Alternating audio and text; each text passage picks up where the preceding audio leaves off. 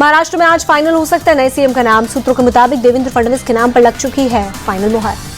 BJP आज महाराष्ट्र के लिए केंद्रीय ऑब्जर्वर के नाम का ऐलान कर सकती है। 3 दिसंबर को बीजेपी ऑब्जर्वर मुंबई आकर बैठक करेंगे।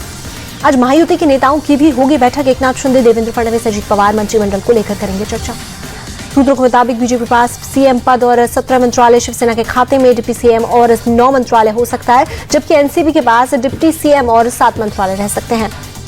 सूत्रों के मुताबिक एकनाथ शिंदे डिप्टी सीएम के साथ अपनी पार्टी के लिए गृह मंत्रालय समेत 9 मंत्रालय चाहते हैं, जबकि बीजेपी गृह मंत्रालय अपने पास रखना चाहती है। महाराष्ट्र में सीएम फेस पर सस्पेंस को लेकर एकनाथ शिंदे बोले, बीजेपी के विधायक दल की बैठक में नाम तय हो जाएगा। एकनाथ शिंदे बोले, पीएम मोदी, गृह मंत्री अमित शाह जो भी कहेंगे उसे मेरा पूरा समर्थन। महायुति के तीनों दलों में पूरा समन्वय। सीएम के रूप में अपने कार्यकाल पर बोले एकनाथ शिंदे, मेरे 2.5 साल के कार्यकाल को सुनहरे अक्षरों में लिखा जाएगा। मेरे काम की वजह से महायुति को जीत मिली है।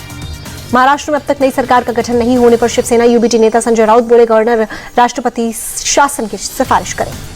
शिंदे गुट की शिवसेना नेता शाइना एनसी बोली, पता नहीं उद्धव गुट के साथ क्या दिक्कत, रोज सुबह संजय राउत कुछ न कुछ बयान देते रहते हैं। संसद में आज भी हंगामे के आसार। 4 दिनों में कुल 40 मिनट चल पाई है संसद की कार्यवाही। आज लोकसभा में बोलेंगे विदेश मंत्री डॉक्टर एस जयशंकर। भारत और चीन के बीच हालिया घटनाओं की देंगे जानकारी।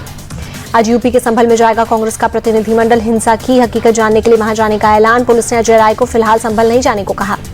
संभल सदर से सपा विधायक इकबाल महमूद ने हिंसा में मारे गए 5 लोगों के परिजनों से मुलाकात की। परिवार वालों ने इंसाफ की गुहार लगाई। विधायक इकबाल महमूद बोले, मस्जिद के नाम पर पूरा मुस्लिम समाज शहीद होने के लिए तैयार रहता है। 10 दिसंबर के बाद सपा का डेलीगेशन संभल जाएगा। संभल विवाद पर कांग्रेस चीफ खड़गे ने जताई नाराजगी। कहा, लाल किला, कुतुब मीनार, ताजमहल, 4 मीनार सब भी तो मुस्लिमों ने बनवाए हैं। सपा चीफ अखिलेश यादव का बयान, संभल हिंसा के लिए सिर्फ योगी सरकार जिम्मेदार। बीजेपी हिंदू मुस्लिम एकता तोड़ना चाहती है। मालेगांव की रैली में ओवैसी ने पीएम मोदी और आरएसएस पर निशाना साधा। का सबको गड्ढे खोदने के काम में लगाया। मैं मस्जिद बचाने के लिए 1000 बार मरने को तैयार।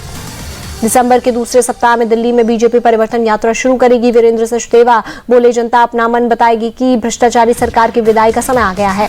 दिल्ली से बीजेपी की सांसद कमलजीत सहरावत बोली, परिवर्तन यात्रा में आम आदमी पार्टी की विफलताओं के बारे में बताएंगे। दिल्ली के कालकाजी विधानसभा में आप संयोजक अरविंद केजरीवाल ने पदयात्रा की। सीएम आतिशी शामिल हुई। सीएम आतिशी ने दिल्ली की जनता से आम आदमी पार्टी को जिताने की अपील की। कहा, हमने फ्री बिजली, पानी, शिक्षा और स्वास्थ्य के क्षेत्र में काम किया। दिल्ली की राउजवानी कोर्ट में नरेश पालियान की पेशी हुई। कोर्ट ने 2 दिन की पुलिस हिरासत में भेजा। पुलिस ने 5 दिन की कस्टडी की मांगी थी। कोर्ट में पेशी के दौरान इंडिया टीवी से बातचीत में बोले, नरेश पालियान, मेरे ऊपर लगे आरोप निराधार, चुनाव की वजह से गिरफ्तार कराया। दिल्ली बीजेपी चीफ वीरेंद्र सचदेवा बोले, नरेश पालियान को जब लगा कि वो पकड़े जाएंगे, वो लगातार नंबर बदल रहे थे। इस मामले की जांच होनी चाहिए। दिल्ली कांग्रेस चीफ देवेंद्र यादव का अरविंद केजरीवाल से सवाल, कहां है लोकपाल? 11 साल पहले लोकपाल की बात करके सत्ता में आए थे।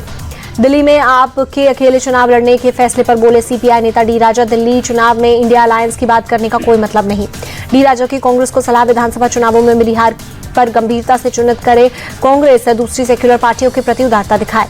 पीएम इंटर्नशिप योजना की आज से होगी औपचारिक शुरुआत। योजना के तहत चयनित युवाओं को इंटर्नशिप लेटर बांटे जाएंगे। पीएम मोदी कर सकते हैं चयनित युवाओं से संवाद। पीएम इंटर्नशिप योजना के तहत चुने जाने पर एक मुश्त 6000 रुपए और हर महीने 5000 रुपए मिलेंगे। बड़ी कंपनियां युवाओं का इंटर्नशिप के लिए चयन कर रही हैं। नागपुर में बोले आरएसएस चीफ मोहन भागवत, हिंदुओं की जनसंख्या में गिरावट चिंता का विषय। हिंदुओं को कम से कम 3 बच्चे पैदा करने चाहिए। मोहन भागवत ने अलग अलग देशों के बीच जारी टेंशन की वजह बताई। कहा, अहंकार, कट्टरपंथ, स्वार्थ की वजह से विवाद हो रहा है। एआईएमआईएम चीफ असदुद्दीन ओवैसी का मोहन भागवत से सवाल, क्या बच्चे पैदा करने के पैसे आप देंगे? महाराष्ट्र में बच्चे पैदा करने के लिए कोई स्कीम लाएंगे?